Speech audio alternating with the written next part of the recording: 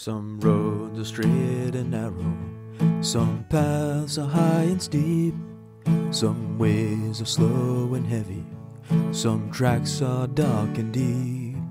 But the trail's the one I follow, no matter where it leads, and I know I'll never wander as long as I heed. From now on, it is all relatively smooth sailing, which I'm grateful for. So Blackjack now stands alone against the soul... So now Blackjack stands alone against Lavos. I don't care. It's Lavos, okay? I'm calling it Lavos, I don't care. In my head canon, it's Lavos. Shut up! Shut up. Alright, so everyone else has gone home, patched their wounds and taken the dead and all that. Oh yeah, I almost forgot. In the team we also had the healer, Salm, the Alicorn now. She was there too. She was a great choice, unlike Ares. That argument aside. Now she stands alone against the Soul Eater, Eater of Soul, Lavos, and she starts to have hallucinations, obviously induced by the Eater to confound her. I call this sequence the Parade of Alternative Endings. You know why? Because I love to think what would have actually happened if Somber pulled a Shyamalan on us. If any of those alternative endings in which, Blackjack wakes up from a coma, or she was a patient in an asylum in Shutter Island fashion, or maybe she was just a story devised by Luna, Princess Luna, and the war never happened, if all that turned out to be the real ending of the story, I would be laughing so hard. Because I would be thinking of the gigantic backlash that the fans would have by having your 1,000,000.6 words long story ending up with a Shyamalan twist of it was all just a dream, it was all just an illusion, you were a patient in an asylum all along. And you know what? As enraging as all that would have been, if any of those endings turned out to be true, they would have made sense of the entire story. They would have fixed everything, because all of the little things that didn't make sense, all of the big things that didn't make sense, all of the dying, coming back to life that Blackjack went through, all of the shenanigans and the absurdity, all of the over-the-top mess that this story was, it was all just a dream concocted by a crazy mind. A crazy mind like Somber's. Oh, and by the way, yes, he inserted himself in the asylum. I noticed that. Everybody did. Good job! Bravo! Woohoo! So I kind of wish any of those were to be the real ending, because it would have been so hilarious. To me. To everyone else, it would have been a source of infinite rage. Which I would have been laughing at, admittedly. But yeah, you haven't just got Shyamalan here. You just got Sombered! They would have to invent a new term just for this guy. This guy is unfucking believable. After that, let's see, shenanigans, Tom coming down, Blackjack severed in Alf, and she does something or the other, and the Eater of Soul is defeated, and there is this really nice moment right at the very end, which I really liked, in which all of the souls start to twinkle away, which already feels like the ending of Final Fantasy, The Spirits Within, only, good.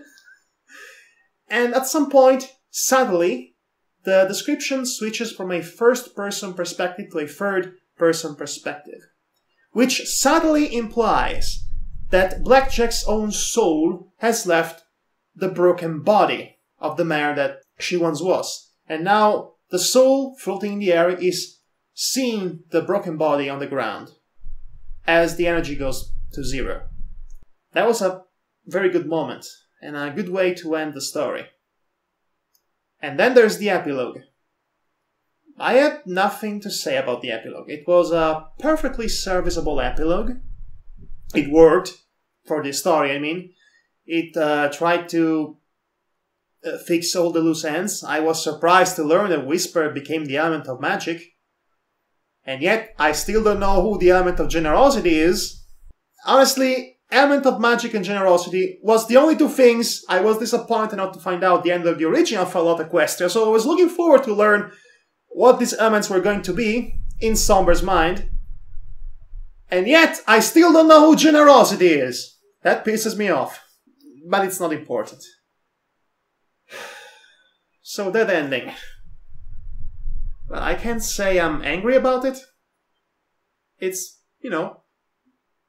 it's the ending that Blackjack deserves. But at the same time, I would think she would deserve a little better than that. But all things considered, it was probably the most healthy ending for her. She has all the time in the world to deal with her angst. And it seemed to have worked pretty well for her. And she has, friends, a daughter, kind of. All the things that you need to, get on with life. Immortal life, that is. I'm okay with that ending. I don't have anything negative or particularly brilliant to say about it. It's just the ending of this story, all things considered, deserved. The best kind of ending this story could have. Nothing more, nothing less. So, do I regret ever reading this story from start to finish? I don't know. There was a point in which I really liked it, in spite of its flaws, which were already crippling in their own way. And then I started to get tired of it, because it went on for too long, way too long. And then shenanigans piled on top other shenanigans, and more shenanigans came through, and the shark jumping became planet-exploding shark-mutated monster from space jumping. Project Horizons itself was rather underwhelming. The moon, the angst, Bastard, never forget Bastard. The red shirt right at the end of a climactic battle. Delegate! But you know what? I'm glad I pulled through this. I'm glad I got to read this because it was an excuse for me to bust out my critical abilities. Well, it was more of an exercise in critical analysis and, vlogging spectacle entertainment. At least I hope this is all entertainment to you. And I'm glad. At the end of it, I'm glad I had to do it. I'm glad I could do it. But I am even more glad that I am done with this. I don't think I'm going to do any of this anymore. Unless people really want me to. I could chat about other Fallout Equestria fictions, or fanfictions in general, really. They don't have to be Fallout Equestria. Honestly, I think I'm tired of Fallout Equestria. So, that's it. That's all I have to say. Project Horizons. Again, it was too long for its own good. And now it's over. And we can all go on with our lives and learn to cope with its absence.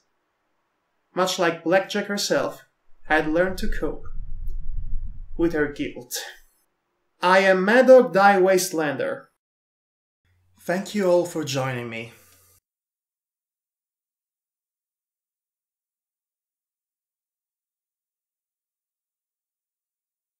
You bastards!